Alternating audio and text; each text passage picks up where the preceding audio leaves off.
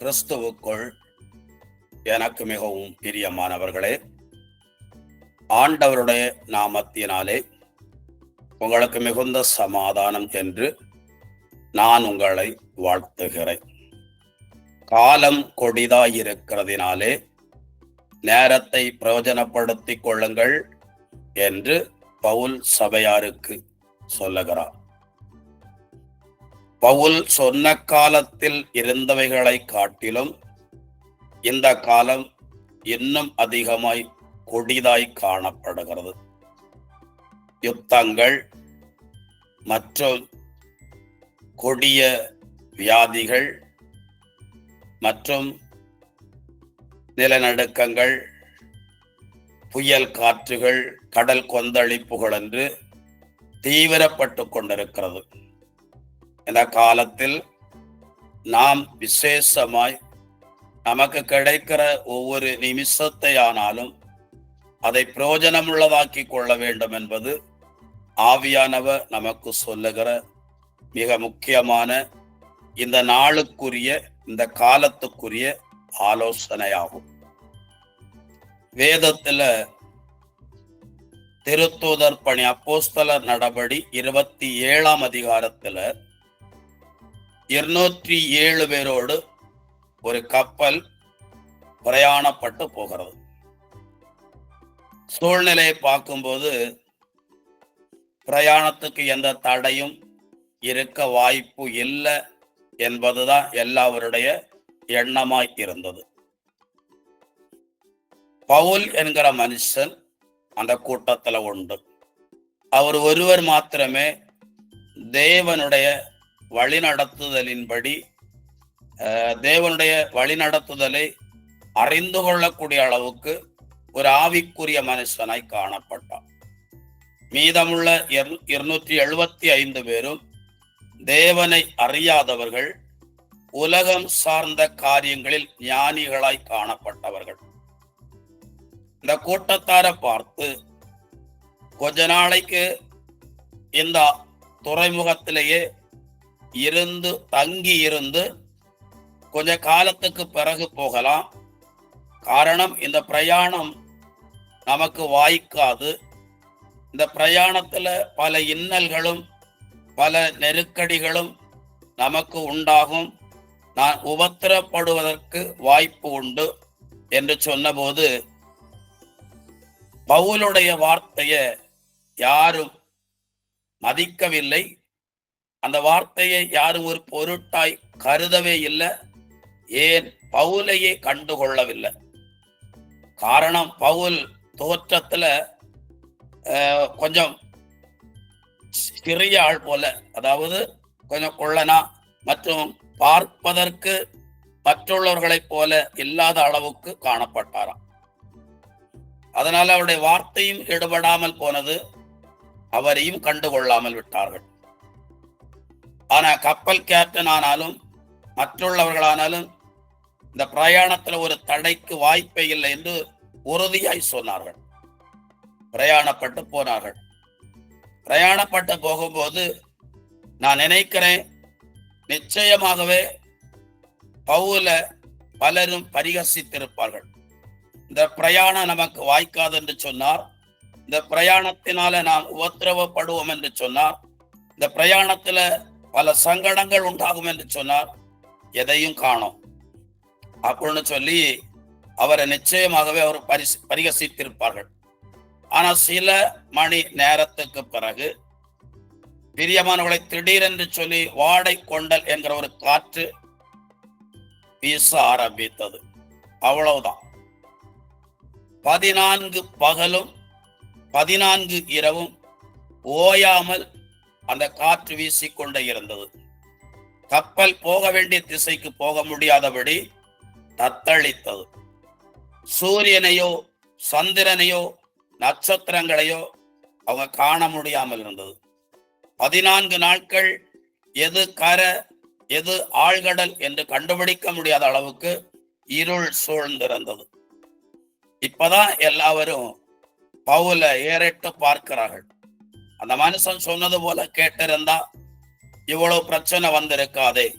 இன்றைக்கு கூட ஊழியக்காரர்களானாலும் சரி, ஞானமுள்ளவர்களானாலும் சரி, சில காரியங்களை சொல்லும் போது சிலர் அதை சந்தோஷமாய் ஏற்றுக்கொள்வதில்லை.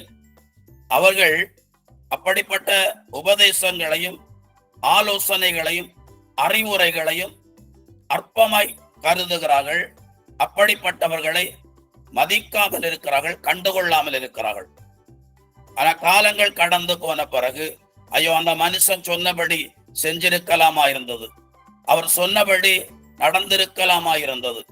இன்னைக்கு இவ்வளவு பாடு, வேதனை, உபத்திரவம், நெருக்கடி, கண்ணீர், கவலை என்று சொல்லி இன்னைக்கு அநேகமர் சொல்லுவதை கேட்க முடிகிறது. அப்படித்தான் 14 நாட்கள் உயிருக்கு பயந்து கண்ணீரோடு கூட 275 பேர் காணப்பட்டார்கள். பவுல் மாத்திரம்தான் அந்த சூழ்நிலையிலும் ஆண்டவரை துதிக்க தொடங்கினார். அந்த 14 இரவும் மற்றவர்கள் அழுது உலம்பி கண்ணீர் விட்டு காலத்தை அவங்க பிரயோஜனப்படுத்தி கொள்ளவில்லை. முறுமுறுப்பதற்கும் எதிர்காலத்தை குறித்து கவலைப்படுவதற்கும் எதிர்காலத்தை குறித்து பல எண்ணங்களோடு காணப்பட்டார்களே தவிர, இந்த பிரச்சனைய, இந்த நெருக்கடியை கடந்து போக துதி என்கிற ஆயுதத்தை கையில எடுக்க வேண்டும் என்பதை யாருமே அறியாமல் போனார்கள். ஆனாலும் பவுல் 14 இரவும் பகலும் தேவ சமூகத்துல துதித்தான். 14வது நாள் இரவுல ஒரு தேவதூதன் அந்த புயல் காற்றின் மத்தியில, அந்த கடல்ல, கப்பல்ல பவுலுக்கு தம்மை வெளிப்படுத்தினான். பயப்படாதிரும், நீர் கரைக்கு சமாதானமாய் போய் சேர்வீர். நிமித்தம் இந்த கப்பல்ல பிரயாணம் பண்ணக்கூடிய அத்தனை பேருக்கும் தேவன் உயிர் பிச்சை கொடுக்கிறார் என்று சொன்னார். மறுநாளுக்கு காலையில பவுல் வந்து சொல்லுகிறார், யாரும் பயப்படாதீங்க, முன்கூட்டி நான் சொன்னதை நீங்க கேட்டிருக்கணும், ஆனா இப்ப அதை சொல்லி காரியம் இல்லை, பயப்படாதீங்க, நம்ம ஒரு கரையில போய் ஒதுங்குவோம், யாருக்கும் ஒரு தலைமுடி கூட கீழே விழாது, யாருக்கும் ஒரு சேதம் உண்டாகாது, எல்லாரும் சாப்பிட்டு தைரியப்படுங்கள், பலப்படுங்கள். சில வேளைகளிலே தண்ணீரிலே குதித்து நீச்சல் அடிக்க வேண்டியது இருக்கும், கரையை நோக்கி நீந்த வேண்டியது இருக்கும்.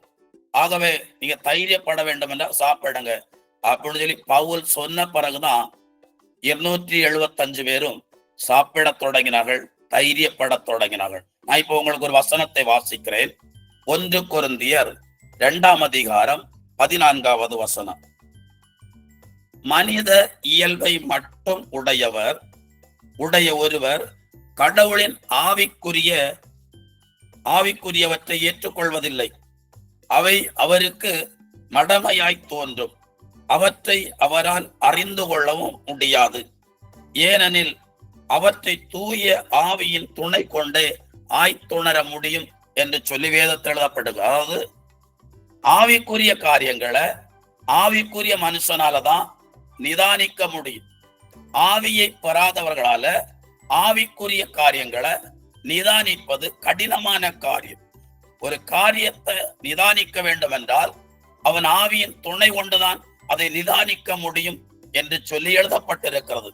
இந்த வார்த்தைகளை கேட்கிறவர்கள் ஒரு ஊழியக்காரர் மூலமா அல்லது ஒரு பிரசங்கத்தின் மூலமா அல்லது வேதத்தை வாசிக்கும் போது ஆண்டவர் உங்களோடு கூட வசனத்தின் வழியாய் இடைபடுவதை நீங்கள் புரிந்து கொள்ள வேண்டும்.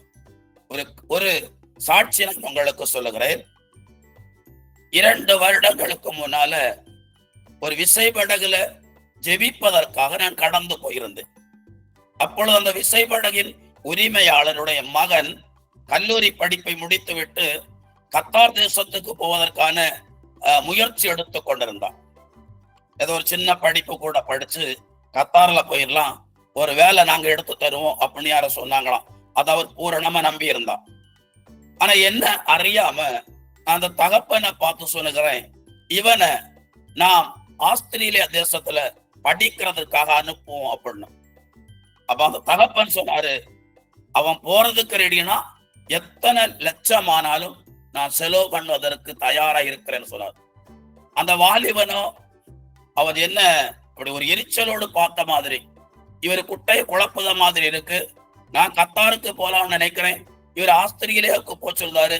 ஆஸ்திரேலியா தேசத்துல யார் இருக்கிறா? யார் என்னை விசாரிப்பார்கள்? எப்படி நான் ஆஸ்திரேலியா தேசத்துல போய் என்ன செய்வேன் என்றெல்லாம் கலங்கினான்.